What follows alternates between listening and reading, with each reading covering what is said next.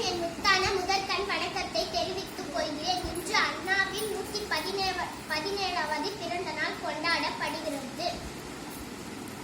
அறிஞர் அண்ணா அவர்கள் பழமையும் பெருமையும் வாய்ந்த காஞ்சிபுரம் மாவட்டத்தில் 1909ஆம் ஆண்டு செப்டம்பர் 15ஆம் நாள் பிறந்தார். இவருடைய தந்தை நடராஜன், தாயார் பங்காரு அம்மாள் ஆவர்.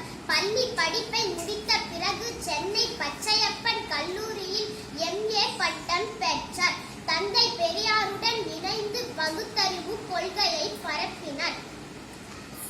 சாதி எதிர்ப்பு, மூட நம்பிக்கை ஒழிப்பு, மொழி பாதுகாப்பு ஆகிய பணிகளில் தம்மை ஈடுபடுத்திக் கொண்டார். 1946இல் திராவிட முன்னேற்ற கழகத்தை தோற்றுவித்தார். கடமை, கண்ணியம், கட்டுப்பாடு என்னும் கோட்பாடுகளை வலியுறுத்தினார். 1967ஆம் ஆண்டு நடைபெற்ற பொது தேர்தலில் வெற்றி பெற்று அண்ணா தமிழகத்தின் முதலமைச்சர் ஆனார்.